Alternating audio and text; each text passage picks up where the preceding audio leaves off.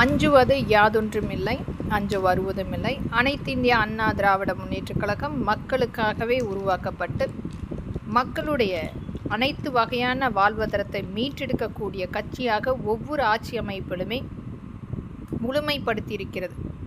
இன்றைக்கும் நம்முடைய மக்களுக்கான ஆட்சி அமைப்பு, மக்கள் அங்கீகரித்த ஆட்சி அமைப்பு அனைத்திந்திய அண்ணா திராவிட முன்னேற்றக் கழகமாக மக்களால் அங்கீகரிக்கப்பட்டாலும் இவிஎம் மெஷின் முறைகேடு நடந்திருக்கிறது.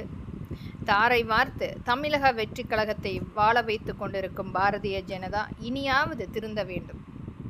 இந்தியாவில் நடக்கின்ற முறைகேடுகள் என்பது விவசாய மக்களுக்குரிய பங்களிப்பு கொடுக்காமல் விவசாய மக்களை முழுமையாக நிராகரித்து கொண்டிருக்கிறது இன்றைய மத்திய அரசு.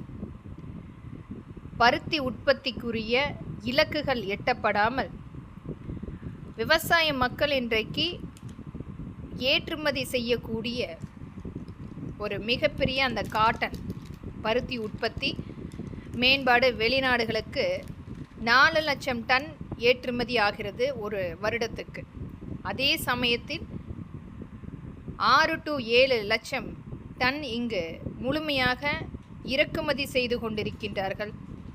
பிரேசில், USA போன்ற அனைத்து நாடுகளிலிருந்து இறக்குமதி செய்து கொண்டிருக்கிறது. இந்தியா முழுமையாக ஒரு அதிகப்படியான விலையை கொடுத்து வாங்கி கொண்டிருக்கிறது.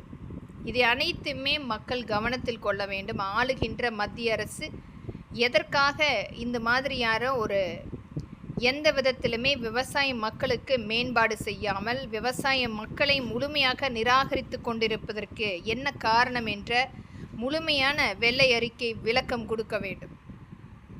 ஆளுகின்ற மத்திய அரசு விவசாய மக்களுக்குரிய எந்த ஒரு கூட்டு முயற்சியாக வராமல் மக்களை வஞ்சிக்கக்கூடிய நிராகரிப்பு மட்டுமே வருடக்கணக்கில் 12 வருடங்களாக நமக்குரிய விவசாய மக்களுக்குரிய வாழ்வாதாரத்தை இழந்து கொண்டிருக்கிறோம்.